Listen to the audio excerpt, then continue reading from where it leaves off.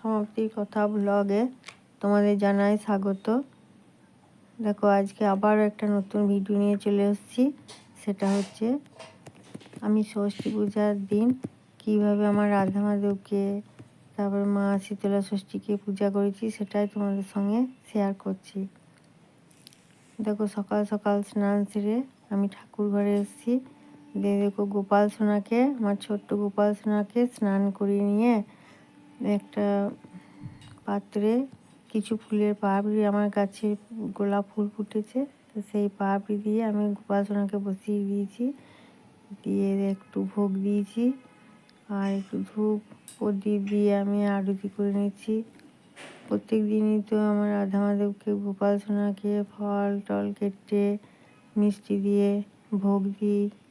আর আজকে একটু পায়েস রান্না করে দিয়েছি, ভোগ দিয়েছি। তা ষষ্ঠীর দিন তো একটা বিশেষ দিন, ওই জন্যই দেখো ষষ্ঠী পূজার জন্য আমি কী কী জোগাড় করে নিয়েছি। দেখো আলপনা দিয়ে নিয়েছি, তারপরে খই মুরগি ফল টল কেটে মিষ্টি দিয়ে একটু ভোগ সাজিয়ে নিয়েছি। আর এদিকে চন্দন সিঁদুর হলুদ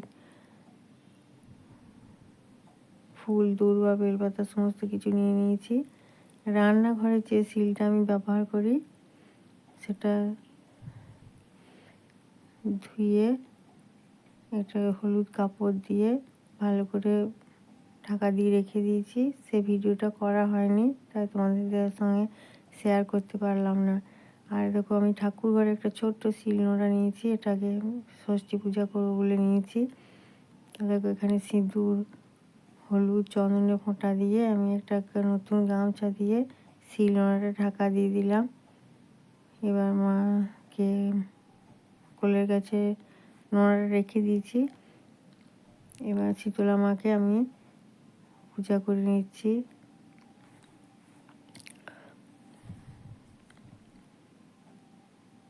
ফুল দূর্বা দিয়ে আমি মায়ের চরণ যুগলে নিবেদন করে দেব। তারপরে গঙ্গা জল দিয়ে মায়ের চরণ যুগল ধুয়ে নেব। আর অনেক দিন আগেকার কথা, এই পূজার সময় মনে পড়ে যায় ইতু পূজা, শীতলা ষষ্ঠী পূজা এলেই আমার খুব মনে পড়ে যায়। তখন আমার খুব ছোট্ট আমি তখন খুব ছোট। তখন এক ভদ্রমহিলা আসতেন এই ইতু কথা শোনাতে, তারপরে শীতলা ষষ্ঠী কথা শোনাতে আসতেন পাড়ায় এসে। তিনি সকাল সকাল চলে এসে বসতেন একটা বারান্দায়। তারপরে বাড়িতে সব বয়স্ক মানুষরা সেখানে যেতেন আর সেই বয়স্ক মানুষের ইতু কথা, শীতলা ষষ্ঠীর সময় শীতলা ষষ্ঠীর কথা শোনাতেন। আর বাড়িতে বাড়ি থেকে সিদ্ধে আসতো বলতে চাল ডাল লবণ সবজি দিয়ে বয়স্ক ভদ্রমহিলাকে দেওয়া হতো।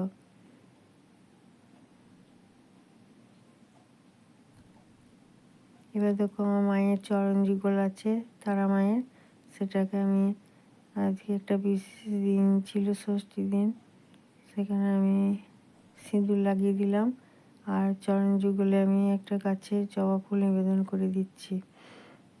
এবার মা শীতলা মাকে আমি ভোগ নিবেদন করে দিচ্ছি। দেখো 3 রকম আমি ফল কেটে দিয়েছি, একটু মিষ্টি দিয়েছি, দিয়ে আমি মাকে নিবেদন করে দিচ্ছি ফুলের পাপড়ি দিয়ে।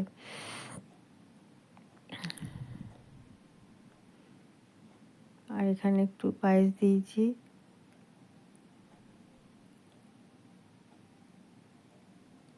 আর গোটা সেদ্ধ বলতে সবুজ মাসকলাই কড়াই নেড়ে ভালো করে 3 রকম সবজি দিয়ে ভালো করে সেদ্ধ করে নিতে হয়, সেটা হয়েছে গোটা সেদ্ধ।